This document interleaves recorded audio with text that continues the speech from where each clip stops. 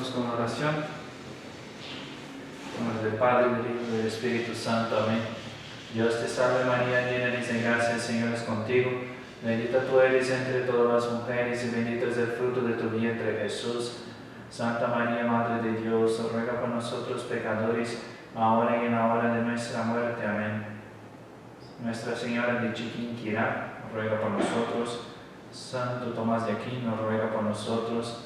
San Pío X, ruega por nosotros. En nombre del Padre, del Hijo y del Espíritu Santo. Amén.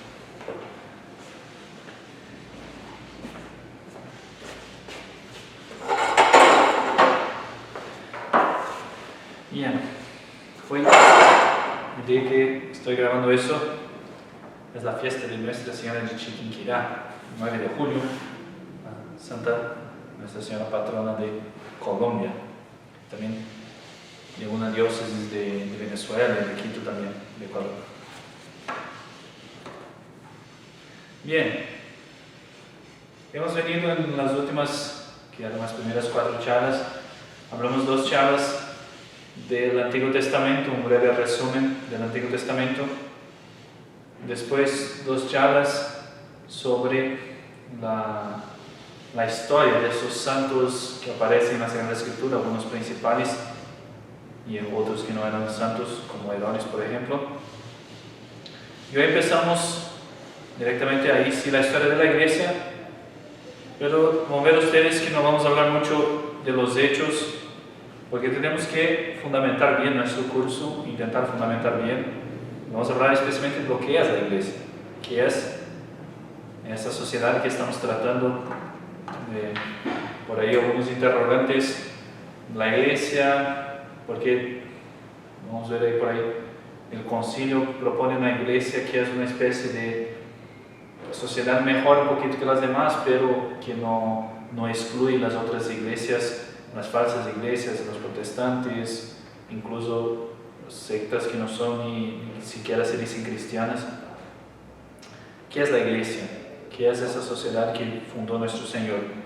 Y no piensen ustedes que el tema es secundario. No puede decir con toda tranquilidad que nuestro Señor vino al mundo, el Verbo de Dios se encarnó para fundar la iglesia, para dejarnos esa sociedad que tiene todos los medios necesarios para que nosotros nos podamos salvar con la gracia de Dios.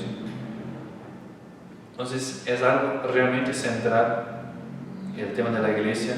De hecho, incluso nuestro superior general ha pedido que los sacerdotes en este año estudien el tema de la iglesia, porque es también un tema que está muy mal enfocado en el día de hoy, muy mal visto, herejías y errores por todos los lados en ese tema. Es claro que no podemos hacer aquí un tratado de iglesia, todas las distinciones al respecto a la iglesia, pero sí podemos tener un poco la idea de lo que estamos hablando cuando estamos hablando de historia de la iglesia. Definición, que es lo primero, principal. ¿Qué es la iglesia? ¿Qué es la Santa Iglesia? Yo traigo la definición acá, especialmente de la iglesia del Nuevo Testamento, porque no puede englobar en una definición de la iglesia también del Antiguo Testamento, y están los santos del Antiguo Testamento ahí a espera de Mesías, que es la preparación para la plenitud de la iglesia con nuestro Señor Jesucristo, que también nos lleva hacia el cielo. Pero acá yo traigo la definición de la iglesia en el Nuevo Testamento, que es la definición que trae de TC. El TC es el diccionario de teología católica, muy famoso, de muy buena doctrina, también muy antiguo. ¿Qué dice? ¿Qué es la iglesia?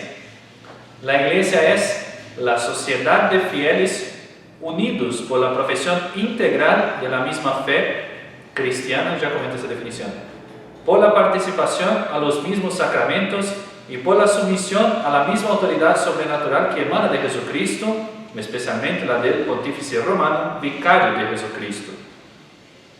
Esa es la definición. ¿Qué es la iglesia? Es una sociedad.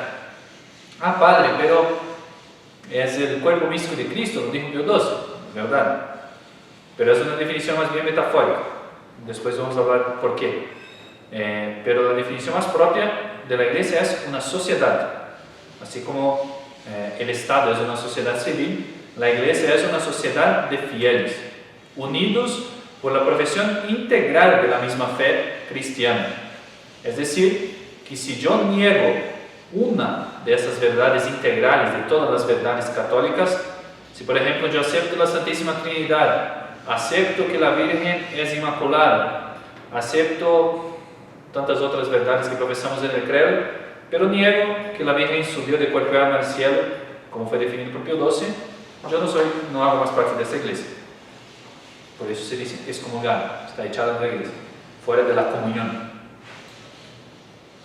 Sociedad de fieles unidos por la profesión integral de la misma fe cristiana, por la participación de los mismos sacramentos, que son los canales de la gracia, los siete sacramentos, y, es muy importante, por la sumisión a la misma autoridad sobrenatural que emana de Jesucristo, especialmente la del Pontificio Romano. Eso hace que las iglesias, entre comillas, orientales, que se separaron por un cisma de la autoridad del Pontificio Romano, pueden tener incluso la consagración válida, pero dejan de ser parte de la iglesia visible de Cristo. Puede ser que una persona por ahí de buena fe entre en la salvación y entre en la iglesia, pero no hace parte de la iglesia invisible, la iglesia visible, perdón. Entonces hay sumisión a la autoridad del romano pontífice vicario de Jesucristo. El hecho de que la iglesia es una sociedad implica tres caracteres comunes a toda sociedad. Y cuando hablo de toda sociedad, es el Estado, es la asociación de los jugadores de fútbol del barrio 15, no sé, son sociedades, todas sociedades que tienen características comunes con la Santa Iglesia, pero también tienen tres caracteres distintos que la distinguen de cualquier otra sociedad. Común. Una sociedad, cualquier unión de hombres, de miembros, tiene un fin común. No sé, la sociedad de los jugadores del barrio 15 está para ganar el título de la asociación de barrios, del campeonato de la asociación de barrios. El Estado está mirando la virtud de sus miembros, debería estar mirando. Tiene un fin común, todos esos miembros están apuntando al mismo fin. No sé, la sociedad de las señoras embarazadas, por ejemplo, tiene un fin que es el bien llevar ese embarazo y que el hijo nazca con salud, por ejemplo. La sociedad de los médicos, que es buscar los mejores medios para alcanzar la salud. Todos tienen un fin común, los miembros de esa misma sociedad. La iglesia también es así, los fieles tienen el mismo fin común, que es el cielo al final, Dios. Otra característica común de la iglesia como sociedad, los miembros pueden alcanzar ese fin. No sé, un hombre no podría entrar en la asociación de las mujeres embarazadas, o un arquitecto no estaría en la asociación de los médicos, porque los miembros de esa sociedad, además de un fin común, tienen las posibilidades de alcanzar ese fin, tienen los medios posibles para alcanzar ese fin común. Es el bien de la salud, por ejemplo, en la asociación de médicos. Y en la iglesia da, y por eso es una sociedad perfecta, da todos los medios para alcanzar ese fin que es el cielo, especialmente el medio de los sacramentos, como está en la definición. Y otra característica común de la iglesia como sociedad, una autoridad que puede conducirlos. La asociación de los futbolistas, por ejemplo, tiene un presidente del club, que es la autoridad que dirige todos a ese mismo fin. Si nos juntáramos todos acá y sin un fin común, o quizá con un fin común, pero no tuviera una autoridad, una persona que dirigiera nuestras ideas hacia ese fin común, ahí no sería una sociedad, sería un grupo de personas, sería una cooperativa, digamos, más o menos, porque la cooperativa muchas veces tiene una autoridad también. Entonces, la iglesia es sociedad, significa que tiene un fin común, que es que todos los miembros alcancen la salvación, tiene los medios para que los miembros puedan alcanzar ese fin, y tiene una autoridad que los puede conducirlos, la autoridad de nuestro Señor Jesucristo, representada por su vicario en la tierra, el romano pontífice. Pero tiene tres distinciones la iglesia como sociedad, tres caracteres comunes, pero es distinta de las otras sociedades. Es distinta de la asociación de médicos, de la asociación de los futbolistas del barrio 15. Fin, primero, la iglesia tiene un fin totalmente sobrenatural.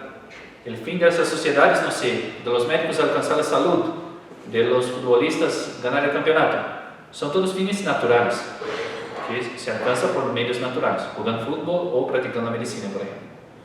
La iglesia tiene un fin totalmente sobrenatural, no es igual, es totalmente sobrenatural, que es la salvación eterna, alcanzar a Dios, la visión de Dios.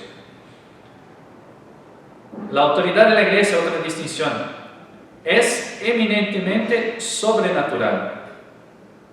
El presidente de la asociación de los futbolistas por ahí fue elegido por los miembros de esa sociedad, pero la autoridad de la iglesia es eminentemente sobrenatural. Es Jesucristo, el principal cabeza de la iglesia, y el gobierno del Santo Padre también se hace por medios sobrenaturales. Padre, pero el cónclave son los cardenales que votan. Sí, dan el nombre de la persona que va a ser el romano pontífice, pero su gobierno es totalmente sobrenatural. Es el Espíritu Santo que le guía, o debe guiar, si es dócil. Sobrenatural es autoridad que implica en la iglesia que gobierna, que debe regir a sus miembros. Eso significa dar directrices claras de dónde los miembros tienen que los miembros tienen que hacer para alcanzar ese fin. Como la asociación de los médicos, la autoridad, por ejemplo, diría: hoy vamos a estudiar la cirugía de pulmón y vamos a tomar tal libro para seguir la cirugía de pulmón. Gobierna esos miembros, da directrices, guía. Y también el gobierno implica castigo también para los miembros que no siguen el fin de la sociedad. Así, el romano pontífice también gobierna, debe regir, dirigir los miembros hacia un fin común, pero también castigar. Antiguamente en la iglesia, y infelizmente se acabó eso después del concilio, había un index, por ejemplo, que era el lista de los libros prohibidos que un católico no debería leer. ¿Por qué? Porque hacían daño al fin de la sociedad, que alcanzaba la salvación. Gobierno, magisterio, significa enseñar. También, ustedes tienen que hacer tal cosa. No, yo tengo que explicar, enseñar cómo alcanzar la virtud, por ejemplo. Son todos fines sobrenaturales en la iglesia, pero la enseñanza hace parte de la iglesia, el magisterio. De hecho, el libro del Padre Calderón, que se llama La lámpara baja y Seremín, que es un excelente libro, un poco difícil la lectura quizá, pero excelente, porque está diciendo que el magisterio moderno no quiere más ser magisterio, quiere dialogar, como hacen las corrientes pedagógicas modernas. Quieren dialogar con los alumnos, que cada uno muestre lo que tiene adentro, toda esa tontera. No es magisterio. Magisterio es enseñar. 2 y 2 son 4. Para evitar el pecado hay que hacer tal cosa. Gobierno, magisterio y especialmente santificación. Santificación por esa misma enseñanza, pero también por medio de los sacramentos.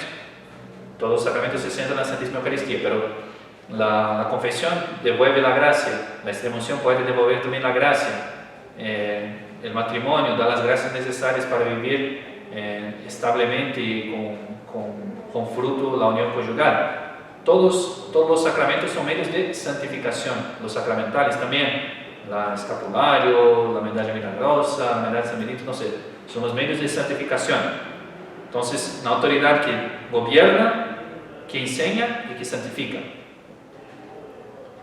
Y las 3 distinciones de la iglesia como sociedad tienen un fin sobrenatural, una autoridad eminentemente sobrenatural. Miren ustedes que todos los medios de santificación que yo dije no son medios naturales. Echar agua en la cabeza de un niño y decir: yo te bautizo en nombre del Padre, del Hijo y del Espíritu Santo, no hace nada naturalmente hablando, si no fuera la gracia de Dios que está ahí por detrás, eminentemente sobrenatural. Y guía además a un fin propio y particular que es sobrenatural también. Es una sociedad que está puesta acá en la tierra, en la iglesia militante, pero que tiene un fin también particular totalmente sobrenatural. Como decía, el fin de los médicos es la asociación de los médicos, es la salud, es un fin natural. Pero la iglesia no, la iglesia está buscando la patria celeste y la misión beatífica para sus miembros.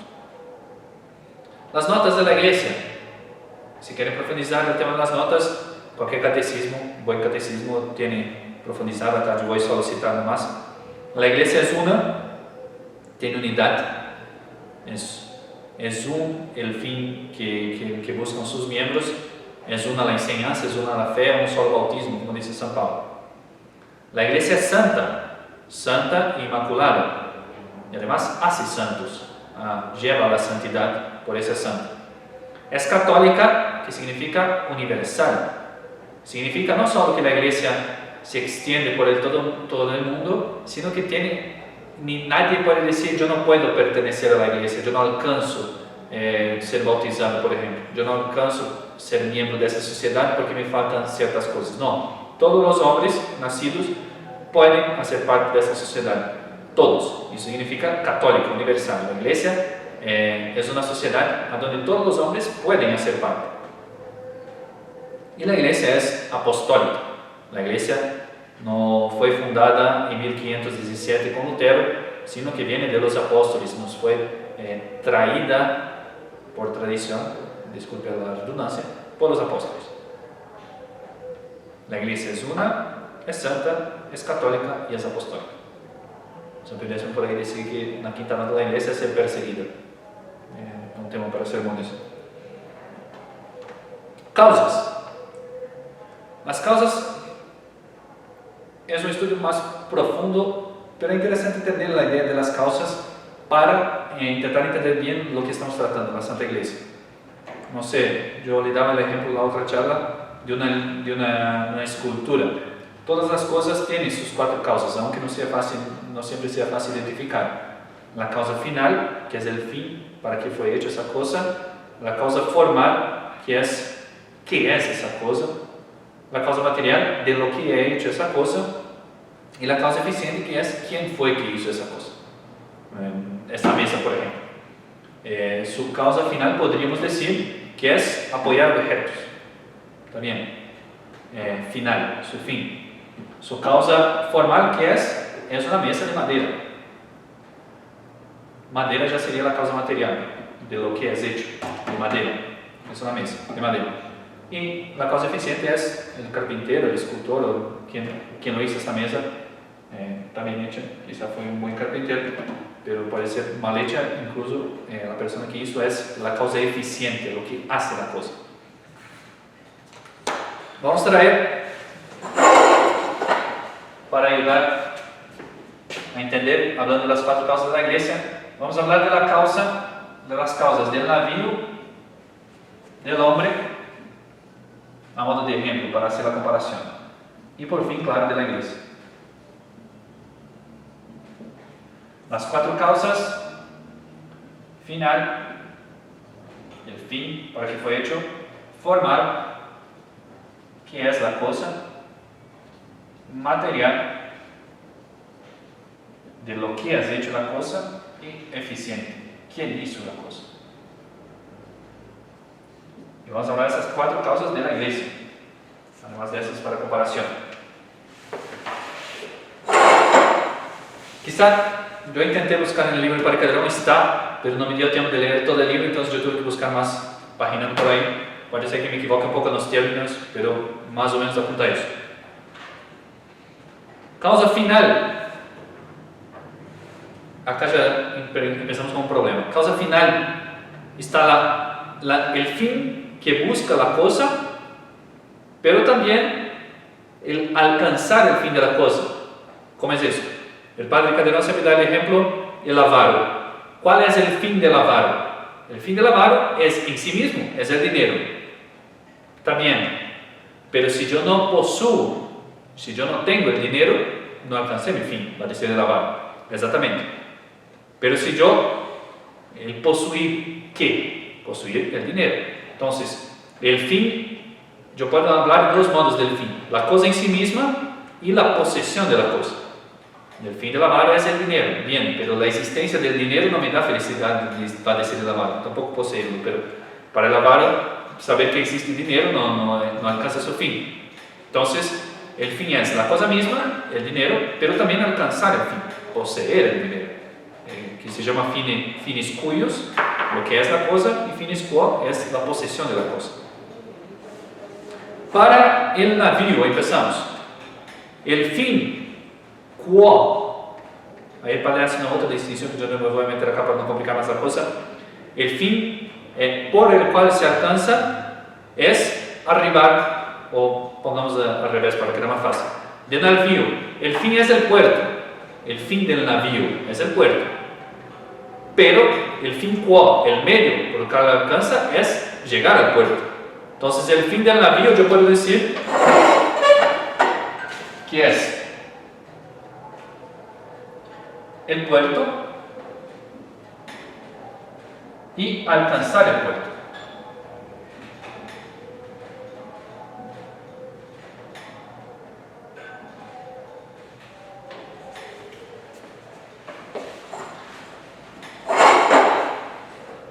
El fin del hombre, hablando de la segunda comparación, el fin del hombre es Dios. El hombre fue hecho para Dios. Pero no es solo la existencia de Dios el fin del hombre. El fin del hombre es alcanzar a Dios por un acto de contemplación, que es la visión beatífica. Contemplación y alabanza de Dios. Y mientras no llegue en la visión beatífica, yo voy preparándome para ese fin, para llegar al fin último, que es la bienaventuranza, por fines intermediarios, por el culto divino, por ejemplo, por la oración, por la penitencia, por los actos de virtud que me hacen ir en dirección a Dios, que me hacen alcanzar fines intermediarios hasta alcanzar el fin último, que es Dios mismo. Del navío, el puerto; del hombre, Dios. Y el fin de la iglesia, o de los miembros de la iglesia, Dios. Dios también. Es el mismo fin del hombre. Es la sociedad, la iglesia como sociedad está hecha para Dios, para alcanzar a Dios. Alcanzar a Dios, finis quo, aquello por el acto por el cual se llega. Y es la contemplación de Dios. Ese es el fin de la iglesia. El fin de la iglesia, como de otro color acá, es Dios. Y como finis quo, el medio por el cual alcanzo a Dios es la bienaventuranza.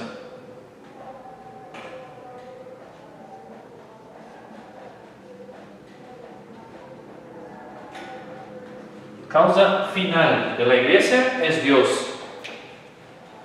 El fin como cosa misma es Dios, pero el fin de la sociedad, ¿para qué está hecha la iglesia? Para alcanzar a Dios, para alcanzar la bienaventuranza, para que sus miembros se salven.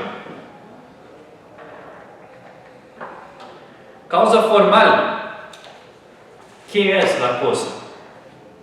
El navío es, no sé, un objeto flotante o un transporte flotante, podríamos decir. Quizá una definición nos ayudaría acá. Causa formal del hombre es el alma. El alma que es la parte principal, es lo que guía la cosa, lo que hace que el hombre sea hombre. Si yo no tuviera alma, yo sería un cadáver, yo no sería más hombre.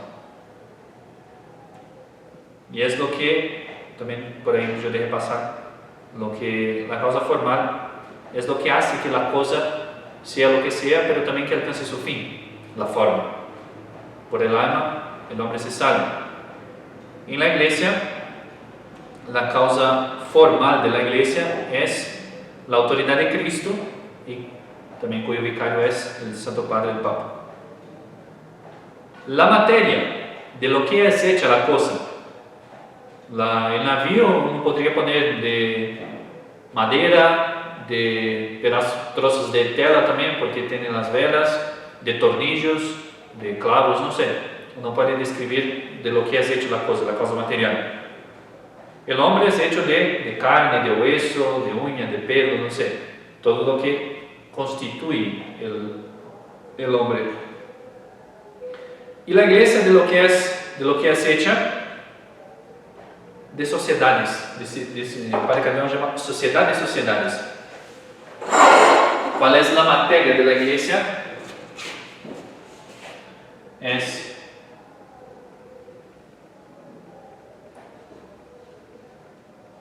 ¿Qué sociedades? La iglesia está hecha es una sociedad hecha de otras sociedades. Del individuo mismo, de la familia, del Estado. Causa material de la iglesia. ¿Cuáles son? ¿Cuáles materias? Así como el navío está hecho de madera, la iglesia está hecha de individuos, pero también de familias y del Estado mismo. Sociedad de sociedades, dice el Padre. Y la causa eficiente, ¿quién hizo la cosa? El navío lo hizo el carpintero. No sé si tiene un nombre particular de la persona que produce navíos o la empresa que produce navíos.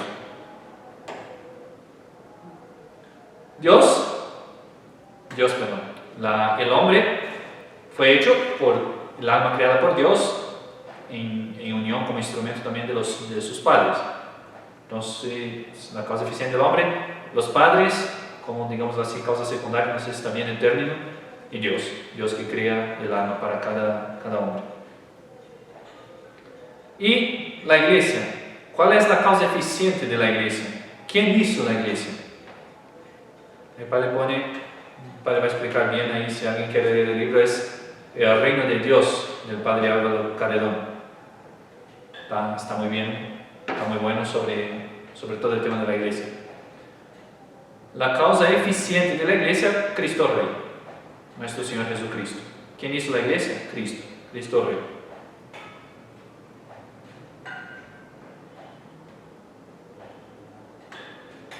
Traigo una cita de Santo Tomás, que el Padre Carredón mismo lo trae, un libro que se llama De Regimine Principum.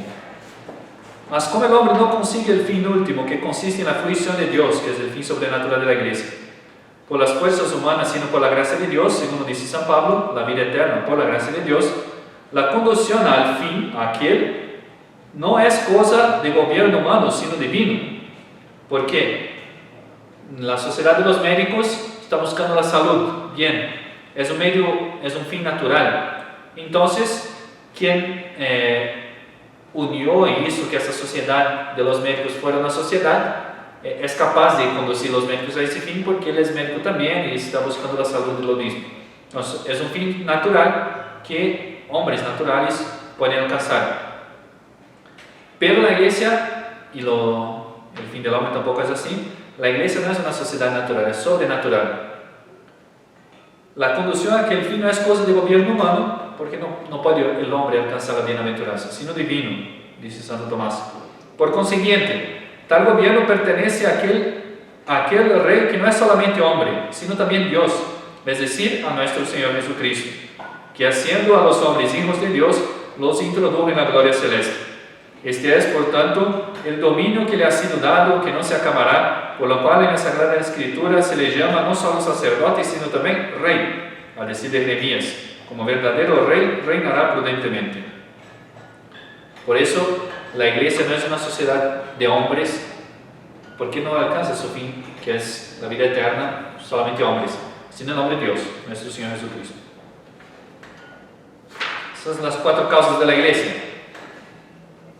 Ahora traigo un poco, un resumen, bien resumen de hecho el libro del Padre Carredón, que es sobre la iglesia, se llama El Reino de Dios. Y el Padre Carredón también trata, pero me pareció más resumido, más fácil de agarrar. El Padre Iglesia es un Padre nuestro de la fraternidad que da clases de apologética, que es donde entra el tratado de la iglesia en el seminario de Bonn en Suiza. Es el primer seminario de la fraternidad. Y el Padre Gleis, rapidito en un tratadito, intenta mostrar, se puede hablar mucho del tema, pero que el reino de Dios predicado por nuestro Señor Jesucristo es la Santa Iglesia. Por eso uno dice que nuestro Señor vino a la tierra para fundar la iglesia, además demuestra con eso porque nuestro Señor está hablando todo el tiempo del reino de Dios. El reino de Dios es eso, el reino de Dios es como una lámpara, no sé, varias cosas. Nuestro Señor está todo el tiempo predicando el reino, pero ¿qué es ese reino? Es la Santa Iglesia. Primero, el Padre Iglesia hace como un artículo de la Suma, primero trae objeciones, después un argumento de autoridad, después trae el argumento mismo y la respuesta a las objeciones. ¿Se acuerdan de la estructura de un artículo de la Suma teológica? Parece, dice el Padre Iglesia, primero, objeciones, eso es falso. Parece que no, parece que el reino que predicó nuestro Señor Jesucristo no es la iglesia. ¿Por qué? Porque nuestro Señor mismo dice a Pilatos que su reino no es de este mundo. Entonces, si su reino no es de este mundo, no puede ser la iglesia, porque la iglesia está en este mundo. Y también dice nuestro Señor, otra objeción, que el reino está dentro de vosotros, en Lucas 17, Evangelio de San Lucas, capítulo 17, que el reino está dentro de vosotros. No, pero la iglesia, como la vemos hoy, es una sociedad que hace culto público y que hay una cabeza visible, que es el Santo Padre, que están los obispos, sacerdotes, el magisterio, los castigos también son visibles, y nuestro Señor dice que el reino está dentro de vosotros. Entonces parece que este reino que predicó nuestro Señor es una cosa distinta, no es la iglesia. Otra objeción: la Constitución del Concilio Vaticano II, Lumen Gentium, distingue claramente tres cosas. Pone por un lado el reino de Dios, por otro lado pone la iglesia de Cristo y por otro lado la iglesia católica. Hace una distinción. La iglesia de Cristo es distinta de la iglesia católica, que es distinta del reino. Entonces parece ser que ese reino predicado por nuestro Señor no es la iglesia. Y más, otra objeción. Juan Pablo II dice, en palabras de él esa, la iglesia está ordenada al reino de Dios. Bueno, si una cosa está ordenada a otra, no es lo mismo. No sé, el estudiante que está queriendo hacerse arquitecto no es arquitecto. Él está ordenado a eso. Está estudiando para ser arquitecto. Cuando llega a ser arquitecto, deja de ser estudiante. Por lo menos en ese sentido. Mientras es estudiante, no es arquitecto. Cuando una cosa está ordenada a otra, las dos cosas son distintas. Y Juan Pablo II dice que la iglesia está ordenada al reino de Dios. Entonces, en palabras de Juan Pablo II, son cosas distintas. Y después dice, esa misma constitución de Juan Pablo II, Redentoris Missio, dice que la iglesia que es distinta de Cristo, claro, la iglesia es distinta de Cristo también, y del reino. Parecen que son cosas distintas. Cristo, claro, eso sí, pero que el reino es distinto de la iglesia. Y propone la iglesia como sacramento, como señal de la redención. Viene para anunciar. Esas son las objeciones, ¿no? Eso está mal. Pero después de las objeciones, como Santo Tomás, el Padre de la Iglesia, trae los argumentos de autoridad. El estudio es una cita de Jean-Baptiste Frey, miembro de la Comisión Bíblica bajo San Pío X. El estudio imparcial de los textos de la Sagrada Escritura muestra que este reino es el reino que predicó nuestro Señor, es a la vez presente y está por venir, interior y al mismo tiempo social. En cuanto interior, es el reino inmanente, pone en paréntesis acá para la iglesia, la comunión de los santos. En cuanto reúne sus miembros en una sociedad, es la iglesia, entre paréntesis, militante. En cuanto escatológico, es decir, que está apuntando al fin de los tiempos,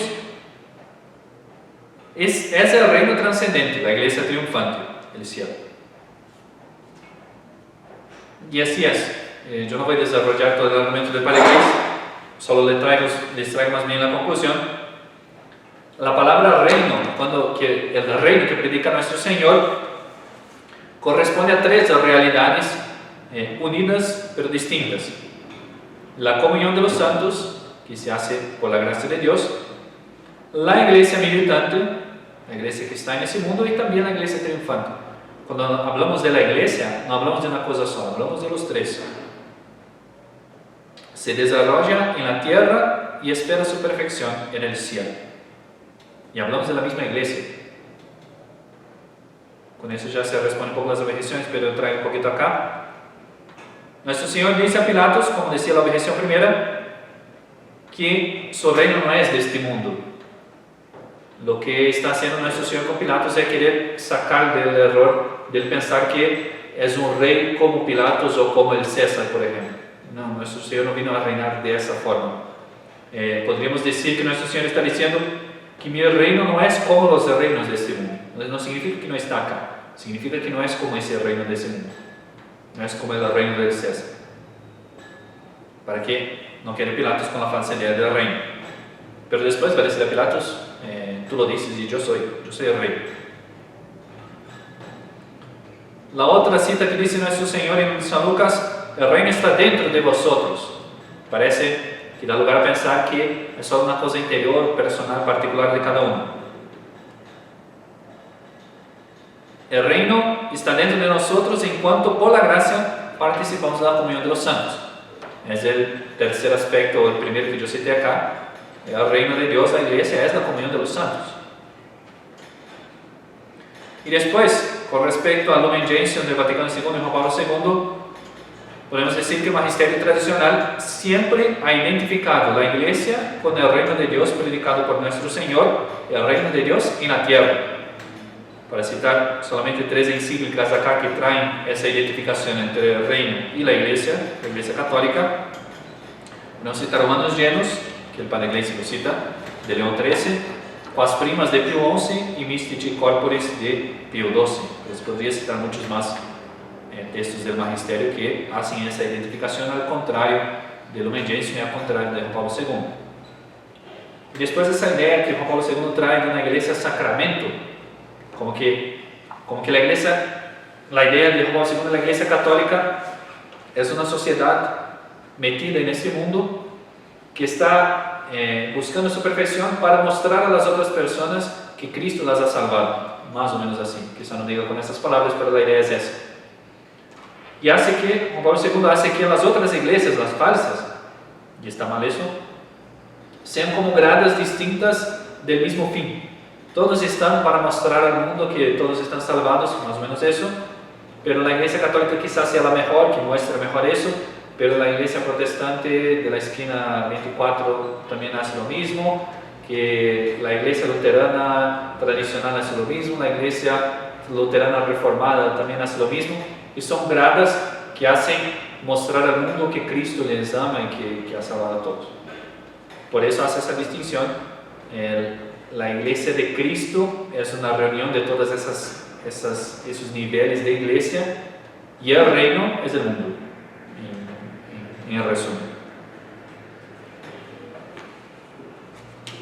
Bien, entonces el reino de Dios, cuando ustedes escuchen hablar en la Sagrada Escritura, nuestro Señor hablando del reino de Dios, está hablando o del aspecto de la comunión de los santos, que el reino es interior, o de la iglesia militante, que es, por ejemplo, la parábola de la cizaña, que hay malos y buenos, que está plantada el trigo, pero también nace la cizaña. Está hablando de la iglesia militante, que hay miembros de la iglesia visible y militante que son malos, que son llenos de malo.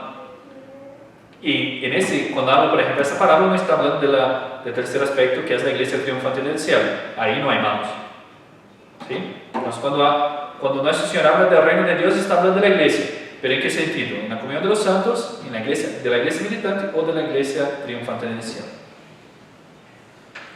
Otras expresiones. Hay otras expresiones metafóricas. Me olvidé de traer acá quizás yo ponga ahí abajo, una definición así bien de escuela, una definición de metáfora. Mi profesora de primaria decía que es una comparación menos cómo, sin el cómo. Y yo puedo decir que esa persona habla como un papagayo, es una comparación. Pero yo puedo decir una metáfora, esa persona es un papagayo. ¿Por qué? Porque habla demasiado. Ese es el aspecto de la metáfora. La metáfora viene a resaltar una característica. No sé, una persona muy gorda es un elefante. No estoy diciendo que tiene trompa, que tiene orejas grandes, yo estoy diciendo que es gordo. Estoy queriendo resaltar un aspecto de esa cosa. Cuando yo hablo que la persona es un papagayo, yo no estoy diciendo que tiene plumas verdes o que tiene pico. Yo estoy diciendo que habla demasiado. Es un aspecto más característico del papagayo. La metáfora viene a ser eso. Cuando yo uso una metáfora, yo quiero resaltar una característica. Un poco lo que hace en el dibujo la caricatura. La caricatura, si una persona tiene un nariz chiquitito, la caricatura parece un nariz gigante para resaltar ese aspecto. Y hay otras expresiones, ¿por qué digo eso? Para que hablan de la iglesia también, están hablando de la iglesia, pero que resaltan un aspecto. Cuando yo quiero hablar de la iglesia integralmente, yo hablo que es una sociedad, punto. Pero si yo quiero resaltar un u otro aspecto, uno ve que aparece muy comúnmente en la Sagrada Escritura hablando de los fieles como un rebaño de ovejas. Y está bien. No puedo usar ninguna definición de esa palabra. La iglesia es un rebaño de ovejas. No, porque ahí nosotros estaremos fuera de la iglesia. Pero cuando hace esa comparación, esa metáfora, hablando de la iglesia, hablando como un rebaño, quiere resaltar que la iglesia, aunque tenga varios miembros, es una, como un rebaño, y está bajo un solo pastor, que es nuestro Señor. Está resaltando ese aspecto de la iglesia cuando la llama rebaño. En el Antiguo Testamento se la llama de viña, como una viña plantada. Ahí lo que quiero resaltar más en la Sagrada Escritura es que esa viña, una viña yo puedo venderla, yo soy el dueño de esa viña, puedo vender para otra persona. Y así la iglesia no fue vendida, pero, bueno, entre comillas por Judas, pasó de los judíos, que eran los depositarios de la promesa, pasó a los gentiles por la prevaricación de los judíos. También se llama en la Sagrada Escritura la iglesia como festín, porque una parábola que usa nuestro Señor, que ahí están justos y pecadores, está hablando de la iglesia militante, es como un festín. Ahí están mis mejores amigos, quizá unos no tan amigos y quizá incluso enemigos. Ese es el aspecto que resalta llamar a la iglesia de festín. También se la llama a nuestro Señor grano de mostaza y levadura, porque quiere resaltar la expansión de la iglesia milagrosa, extraordinaria, con un grano de mostaza que es muy chiquitito y hace un árbol, no es un árbol como un árbol normal, pero en relación al tamaño de la semilla, un árbol que domina todo el huerto, todo el jardín. Y la levadura también lo mismo, la levadura que es muy pequeñita, pero que se pone en la masa y crece. Nuestro Señor quiere decir que la iglesia también crece, se expande por las misiones. Otra metáfora que se usa para la iglesia, muy común esa, es la del cuerpo místico de Cristo. La iglesia es el cuerpo de Cristo. Cristo es la cabeza y la iglesia es el cuerpo. Y en esa misma comparación dicen la Virgen es el cuerpo. Claro, porque todas las gracias vienen de nuestro Señor, pero pasan por la Virgen. ¿Qué resalta esa idea de cuerpo? Resalta primero la unidad de la iglesia como del rebaño. Aunque yo tenga dedos, tenga manos, tenga pies, tenga cabeza, tenga cuello, todas las partes de mi cuerpo hacen que sea un cuerpo. No digo que yo tengo varios cuerpos, yo tengo un cuerpo solo. Entonces quiero resaltar que la iglesia, aunque tenga personas distintas, con características distintas, de países distintos, de edades distintas, de sexos distintos, todo eso no hace que la iglesia sean varias iglesias, sino una sola iglesia. Resalta esa metáfora del cuerpo, resalta la unidad de la iglesia. San Pablo va a trabajar mucho con esa metáfora, hablando que todos somos uno, con varios miembros, ¿no? Y esa metáfora ayuda también a pensar en el tema de la cabeza, que la cabeza es la parte central de la iglesia. De hecho, si yo tiro alguna cosa a una persona, instintivamente la persona pone la mano delante, para no le hacer daño. ¿Pero por qué? ¿Va a hacer daño en la mano? Sí, claro, porque la mano no es tan importante como la cabeza. Entonces, yo sacrifico, entre comillas, si me atacan con alguna cosa, sacrifico un miembro que no es tan importante por la parte central, por la cabeza. Así, nuestro Señor es cabeza de la iglesia. Esta metáfora resalta muy bien eso. Y otra expresión, la última que traigo acá, por ahí hay más también, que se usa para identificar a la iglesia es como esposa de Cristo, no cuerpo místico solamente, sino esposa. Eso para resaltar que la iglesia está íntimamente unida a nuestro Señor Jesucristo, como un esposo con una esposa, pero que son distintos. La esposa no es el esposo no es la esposa, por más unidos que estén, por más que son una sola carne, como dice la expresión, pero nos dejan de ser personas distintas, el esposo y la esposa. La iglesia está unida a Cristo íntimamente, como los esposos por el sacramento del matrimonio, pero son distintos. Cristo no es la iglesia, hablando así propiamente. ¿Sí?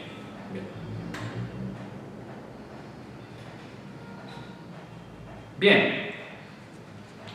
Acá dejamos un poco de hablar ahora de lo que es la iglesia y vamos a intentar hablar un poquito ya, ahora sí, de historia de la iglesia.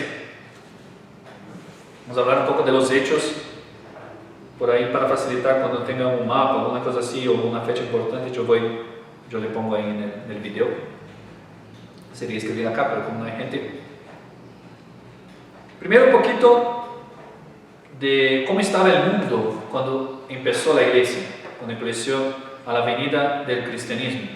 Toma especialmente de algunos otros lugares también, pero especialmente en un libro que se llama La historia de la iglesia de Bernardino, si no me equivoco, Yorca. Roma. Es muy importante hablar de Roma, porque así como Jerusalén terminó siendo, por ser la ciudad de David, el centro del culto judaico, porque ahí tenía el templo también, Roma es el centro de la cristiandad, de la iglesia católica, por mandato de nuestro Señor. San Pedro fue ahí y hizo de Roma la cabeza, la sede de todas las iglesias. Ahí está la primera basílica de Letrán y todo. Fue de hecho un acto de conquista de San Pedro, porque Roma, totalmente pagana, fue convertida al cristianismo por San Pedro, y eso hace también que hoy en día el demonio quiera retomar su antiguo territorio. Roma, la ciudad de Roma, fue fundada en el año 752. De hecho, de martirologio, cuando el día anterior a Navidad, cuando se va a anunciar la Navidad, dice en el año 752 de la fundación de Roma, cuando nació nuestro Señor. Dice la historia, no es 100% comprobada, pero por ahí va. Hago un paréntesis acá gracioso, porque esa gente hace esa gente, cuando me refiero, son los neopaganos de la sociedad de hoy, esos documentales de televisión y todo más, hacen de todo para hacer que uno no crea que nuestro Señor realmente existió, que la Virgen existió. Dicen que encontraron el sepulcro con el cuerpo de nuestro Señor. Hacen un montón de teorías locas para negar a nuestro Señor, pero aceptan sin ningún problema que Rómulo y Remo existían realmente, que fue una loba que los amamantó. Algunos dicen la prostituta, pero muchos dicen que fue una loba mismo. Aceptan a veces incluso los mitos de los dioses paganos y todo más, pero Jesucristo no. Jesucristo hay que cuestionar. Esa búsqueda por atacar especialmente la Santa Iglesia. Fundación de Roma, cierro paréntesis. 752, por Rómulo y Remo, fue fundada como una monarquía, tenía un rey. Los 7 primeros reyes, después hubo un cambio de régimen. Rómulo, que dicen, no sé si me acuerdo bien, que mató a Remo, expulsó a Remo, creo que mató a Remo. Después de Rómulo, Numa Pompilio, después Tulio Hostilio, Anco Marcio, Lucio Tarquinio Prisco, Servio Tulio y Tarquinio el Severo. Si quieren profundizar un poco, mirando de una buena perspectiva la historia de Roma, muchas cosas trae San Agustín en un libro que se llama La Ciudad de Dios. Es bien, habla un poco y hace un poco de sátira también con esas creencias romanas. Rómulo, Numa Pompilio, Tulio Hostilio, Anco Marcio, Lucio Tarquinio Prisco, Servio Tulio y Tarquinio Severo. Pero especialmente en el año 509, este Tarquinio Severo era bastante problemático. Con la expulsión lo expulsaron, lo echaron de Roma, ese último, Tarquinio, y ahí se instauró lo que se llama la República Romana. No entiendo la República como es hoy, pero más o menos así. Y ya se ve que en el año 449 de Roma, eso todo antes de Cristo, ya se ve que habían 2 cónsules que gobernaban la nación. En ese mismo año, en el 509, se hace la consagración del templo de Júpiter. Júpiter, el dios máximo de los romanos, que corresponde más o menos al Zeus de los griegos. Pero en ese mismo templo tenía celdas a la diosa Minerva, que para los griegos era Atenas, y de Juno, que si no me equivoco, para los griegos era Esparta. Politeístas, ¿sí? Varios dioses. En el año 450 ya se conoce la ley de las 12 tablas, que es el derecho romano puesto por escrito en 12 tablas. Y Roma, esa ciudad que era muy chiquitita, fundada sobre las 7 colinas famosas, junto al río Tíber, empieza a expandirse especialmente por el tema de las guerras, pero también decía algún autor por ahí, no sé si anoté, se creó un refugio, un lugar de paso para los viajeros, y también por el tipo de guerra que hacía Roma, logró desarrollarse mucho y empezó a conquistar muchos lugares Roma. Después va a ser Imperio Romano, por ahora es lo que llaman todavía República.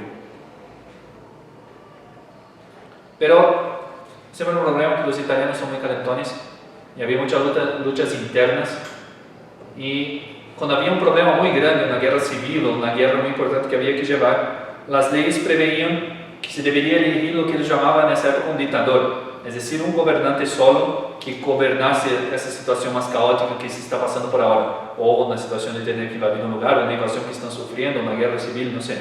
Entonces tenían que elegir un dictador, esa es la palabra que se usaba, un dictador. Uno de ellos, Sila, que gobernó del año 82 al 79 antes de nuestro Señor, concentró el poder en sus manos, haciendo una especie de monarquía ya. Perdón, ese todavía estoy salteando un poco acá. Concentró el poder en las manos del Senado, y ahí dio, me oyó la palabra, una nueva especie de gobierno acá. Y el Senado era el que detenía el poder. De hecho, elegía un triunvirato. Eso después de varias luchas, peleas, y la cosa no es tan simple así. Pero elegía un triunvirato, que fueron dos más famosos. El primero, del año 60 al 53, estuvo en manos de Licinio Craso, Pompeyo Magno y el famoso Julio César. Después, el segundo triunvirato que eligió el Senado, del año 43 al 31, en manos de Octavio, Marco Antonio, el de Cleópatra, y Marco Emilio Lépido. Tampoco era muy pacífico ese gobierno, hubo muchas luchas internas, porque los mismos miembros del triunvirato intentaban imponer su autoridad sobre los demás. Los autores, los historiadores dicen que la República Romana se terminó en el año 27 a.C., cuando fundó el Imperio Romano, ahí sí, César Augusto, y fue el primer emperador, César Augusto. Y acabó que el Senado se hizo una especie de miembro de consulta, de grupo de consultores. César Augusto, primer emperador, en 27 a.C., y durante ese periodo de la historia de Roma ya había mucho territorio conquistado, y el mundo conocido, el mundo más famoso de la época, estaba en manos de los romanos. De hecho, ahí le pongo un mapa, pero el Imperio Romano ocupaba ya toda Italia y otros países de Europa, como España, como las Galias, por ejemplo, norte de África y también el Oriente Medio. Era un imperio vastísimo, que era muy desarrollado porque tenían buenos soldados, buenas leyes. No imponían totalmente su cultura a los pueblos conquistados, sino que hacían una especie de mezcla, se adaptaban, traían los dioses paganos para su culto también. No digo que todo eso sea bueno, pero que permitía el desarrollo del imperio. Y en esa época, cuando Roma tenía ya todo ese dominio sobre gran parte del mundo conocido, llega nuestro Señor, el año 0 de la historia. Las ventajas. ¿Por qué es importante Roma? Ventajas y desventajas también. Roma, en esa época de la llegada de nuestro Señor, ya no era lo que uno diría hoy, hablando de la verdadera fe. Los miembros ya no eran fervorosos en su religiosidad. El culto de los dioses estaba bastante descreído, no se llevaba muy en serio, especialmente las clases más altas, y estaba siendo sustituido a los pocos por el culto del emperador, que el emperador era como si fuera un dios, que tampoco tuvo mucho éxito. Eso en tiempos de nuestro Señor. Eso hizo que los que querían una cierta religiosidad, que no creían que el emperador fuera un dios y veían el culto de los dioses de la patria un poco echada menos, buscaran los dioses, la cultura oriental, la cultura religiosa oriental, dioses griegos o los dioses egipcios, frigios, Y eso hizo un sincretismo muy grande, tanto por el tema de las conquistas, cuanto por el tema de esa búsqueda de los dioses ajenos de otras naciones. Había una mezcla muy grande, tanto que en Roma estaba el famoso Panteón, que era un templo de todos los dioses conocidos, por lo menos los más conocidos. La religión en decadencia. La filosofía también estaba en decadencia. Lo que dominaba en la época era tres corrientes principales. Epicureísmo. Epicuro vivió en el siglo II a.C., 341 a 271.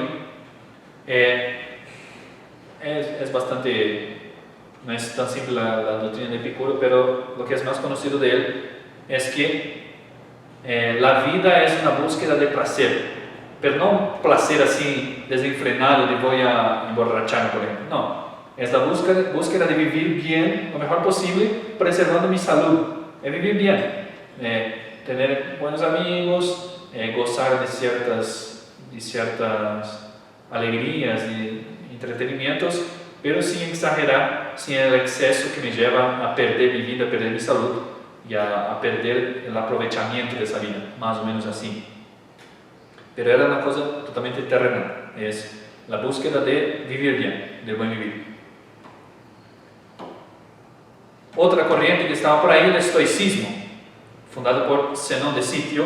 Zenón vivió del año 336 al 264. Era panteísta, decir que todo es Dios. Ese reloj es Dios, la mesa es Dios, nosotros somos dioses. Todo el universo, la creación es como una partícula de Dios, pero que es divina también, más o menos. Ese es el panteísmo. Predicaba el estoicismo, y eso es lo más famoso de los estoicos, que era la impasibilidad frente al dolor, una especie de resignación un poco rara. También predicaba el determinismo, que fatalmente nuestro destino ya está escrito y no hay libertad, hay que simplemente vivir esa vida, pero todo ya está definido. Y el estoicismo decía que el alma se moría, con la muerte del cuerpo se moría el alma. Parece una cosa simple, pero solo pensar que no tengo un alma inmortal, eso ya en el tema de la moral influye, pero mucho, porque claro, bueno, ¿qué me importa ser virtuoso? ¿Qué me importa guardar el honor o querer un buen nombre si cuando yo me muero se va a terminar todo eso? Un problema bastante grande, esa doctrina falsa del alma mortal. Y otra corriente, que quizás lo vemos mucho hoy también, es lo que se llama el escepticismo, que es la descreencia o el desaliento con todo el tema de la virtud de los dioses. Es como decir, bueno, un romano de la época, no, los dioses son falsos, esos hombres que van a buscar mucho honor, los emperadores son viciosos, el mismo placer dura muy poco, el alma no sé si muere, si se vive, no sé si hay cielo, no sé si hay infierno, no sé si hay alguna virtud real. Es la descreencia total, es la depresión hecha doctrina, hecha filosofía, el escepticismo. No hay certeza, todo es duda, no sé si el alma muere, no sé si se muere, no sé si los dioses existen, no sé si tampoco existen. Otra característica también del Imperio Romano en la venida de nuestro Señor, una cierta desigualdad social en los términos de hoy. Los nobles tenían los vicios muy refinados, no voy a dar mucho ejemplo acá, y los pobres muy pobres. La desigualdad social muy grande, vivían en la miseria, y además ahí estaba el tema de la esclavitud, que el Señor tenía derecho de vida y de muerte incluso sobre el esclavo. No siempre, pero estaba lleno de eso. La moral, no hay mucho que hablar, del tema de la mortal ya dije. Ese lujo, claro, llevaba a todos los desvíos de moral, de placeres, de vanidad, de todos los problemas que trae consigo. Y las diversiones, la famosa política del pan y circo, ¿no?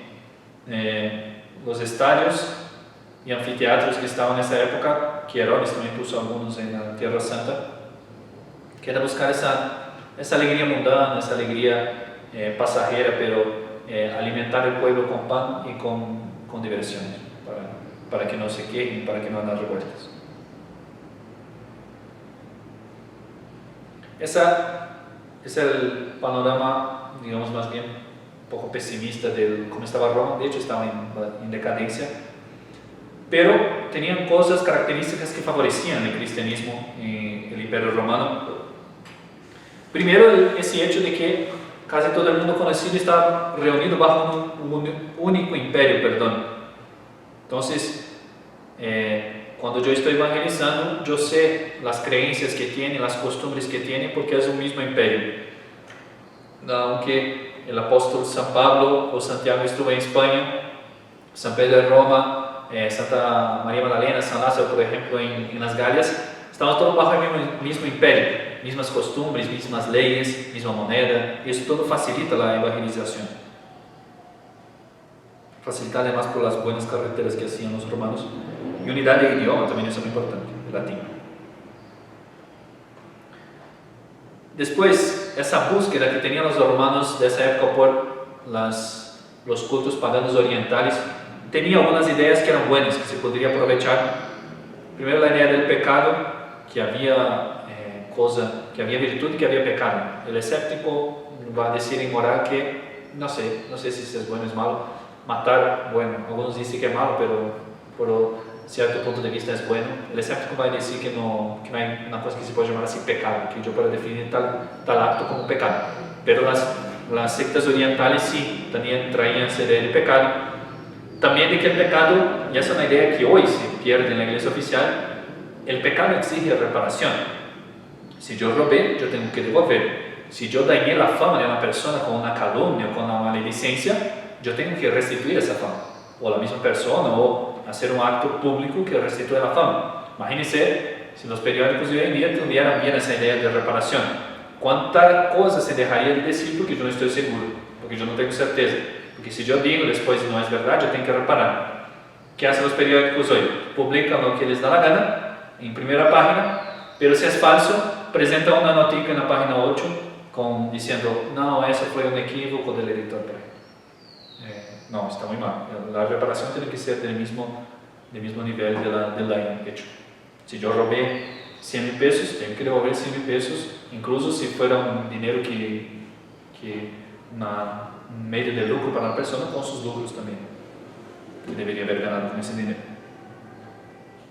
La idea de reparación, muy importante y buena, porque la predicación, las misiones podían aprovechar esa idea que ya estaba presente. Cuando uno habla de reparación, ya sabían lo que era.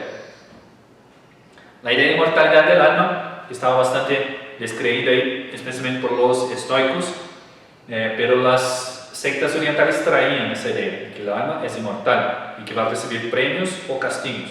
Algunas sectas hablaban de transmigración de almas y de reencarnación, pero la idea de que el alma es inmortal, de que el mundo y mi existencia no terminan con mi muerte.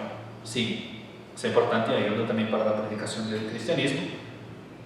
Y muchas de ellas traían esa idea de felicidad después de la vida, la idea del cielo, que no era la idea del cielo como es, pero tenía una idea que después de esa vida hay una felicidad o hay un castigo para las personas que obraron mal. Eso en el tema de la moral influye bastante, pero también facilita la entrada de la verdad del Evangelio.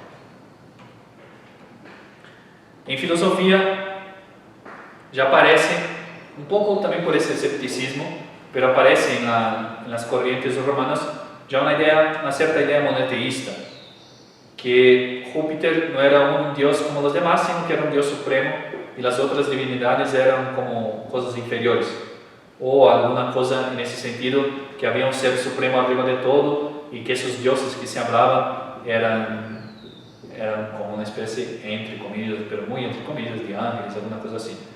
No es común esa idea, pero ya aparecía con esa búsqueda de las sectas orientales, ya aparecía un poco esa idea monoteísta, que hay un solo Dios. Y además, eso no es yo que trae la persona que anotó en el libro ahí, pero es verdad. Cuando llegó nuestro Señor, el imperio disfrutaba de paz. No es que no había ninguna guerra, pero no había ninguna guerra importante, grande, ninguna disputa muy no sé cómo fue por ejemplo la pelea entre Roma y Cartago, que fue inmensa, las guerras púnicas. No había ninguna guerra verdadera, grande, existente en el imperio durante ese tiempo. El imperio disfrutaba de paz cuando vino el príncipe de la paz, nuestro Señor. Eso Roma, el mundo judío ya hablamos bastante con el tema de Herodes. Hablo un poquito solo para recordarles que estaba dominado ya por Roma. Ya Roma tenía poder sobre Palestina, incluso cobraba impuestos. Los judíos estaban divididos, no eran los únicos dos partidos, también estaban los celotes por ahí, pero los más famosos, fariseos y saduceos. Los fariseos eran los legalistas, que hay que seguir la ley, y la ley, claro, con lo que hoy se dio a llamar fariseísmo, con esa hipocresía, muy atacada por San Bautista, por nuestro Señor. Los fariseos eran los que estaban esperando el Mesías, digamos así. Y los saduceos eran lo que podríamos llamar los políticos, que muchos de ellos aceptaron que Herodes era el Mesías, que hacían acuerdos con los romanos si era más ventajoso para ellos. Eran los que podríamos llamar hoy los liberales. No seguían la ley, sino que se adaptaban a las circunstancias. Por eso no creían tampoco en la inmortalidad del alma, por ejemplo, los saduceos. Eso para un judío es espantoso, pero ellos se adaptaban a lo que les convenía. Y todos ellos estaban en la expectación del Mesías.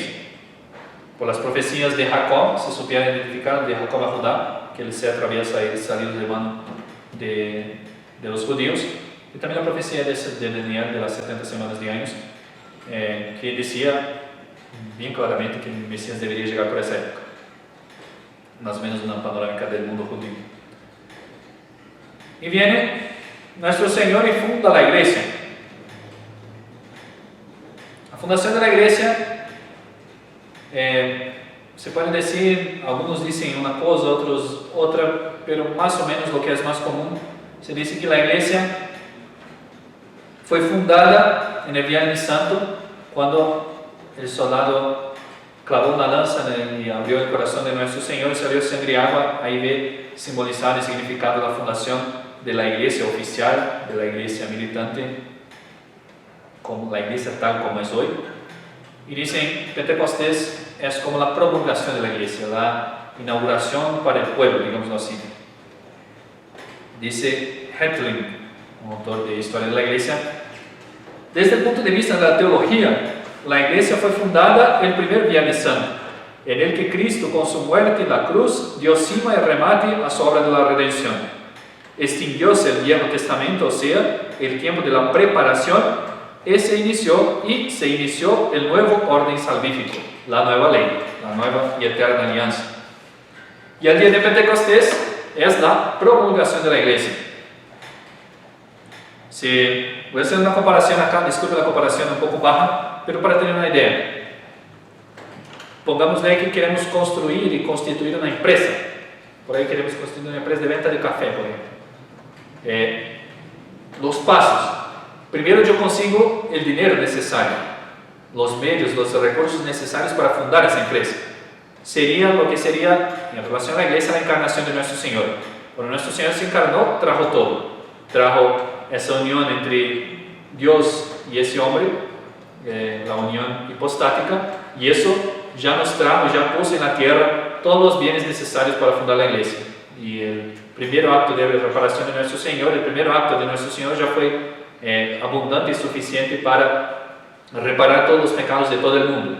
Nuestro Señor llevó su obra hasta la cumbre, hasta la perfección, con la cruz.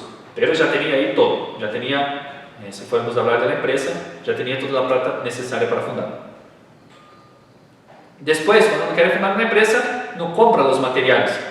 Tiene la plata, bien, tengo la plata, pero todavía no tengo los ladrillos, no tengo el cemento, no tengo los azulejos, tengo que comprar todo. Eso sería, en comparación con esa comparación que estamos haciendo, sería el día del Jueves Santo, ya que nuestro Señor ya tenía todo, pero que dejó todos los medios para la iglesia, para alcanzar su fin, que es la salvación eterna de sus miembros. Dejó especialmente el sacerdocio, dejó la Eucaristía, dejó todo, dejó todo su corazón, dejó su testamento, el Jueves Santo. Después llega con la empresa, ¿no? Yo tengo la plata, yo compré los materiales, pero tiene un momento que se firman los contratos de fundación de la empresa. La fundación, la empresa se llama Café no sé qué, y firma el contrato, bien, empresa oficialmente fundada, ya está. Eso sería el Viernes Santo en relación a la iglesia. El día que nuestro Señor murió en la cruz, firmó contrato, ya está. Ahí puso todo, la iglesia está fundada, está hecha. La Santa Iglesia Católica está fundada el Viernes Santo. El día que nuestro Señor murió en la cruz y pagó por nuestros pecados, llevó a la cumbre al fin a su obra, ahí está la fundación oficial de la iglesia, firmó el contrato.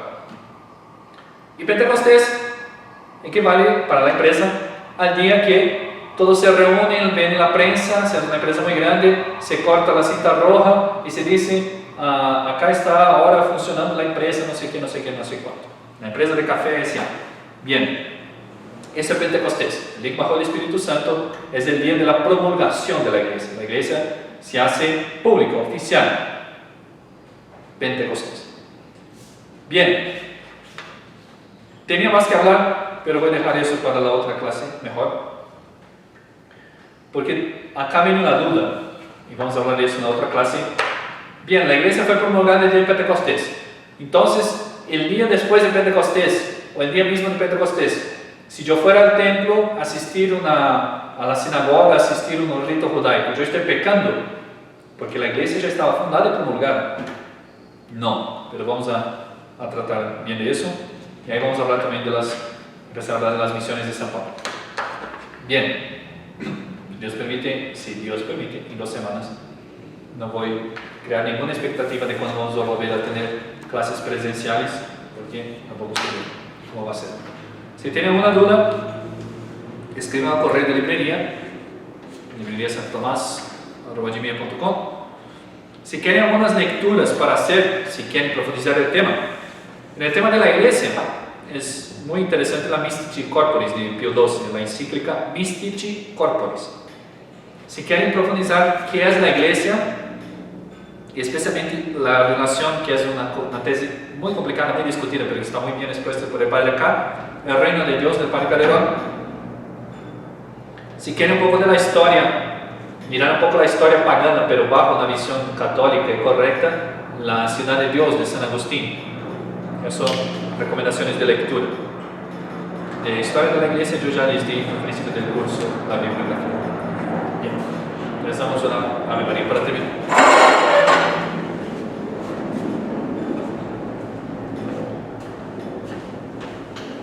Del Padre, del Hijo y del Espíritu Santo. Amén. Dios te salve María, llena eres de gracia, el Señor es contigo. Bendita tú eres entre todas las mujeres y bendito es el fruto de tu vientre, Jesús. Santa María, Madre de Dios, ruega por nosotros pecadores, ahora y en la hora de nuestra muerte. Amén. Nuestra Señora de Chiquinquirá, ruega por nosotros. Santo Tomás de Aquino, ruega por nosotros. San Pío X, ruega por nosotros. En el nombre del Padre, del Hijo y del Espíritu Santo. Amén.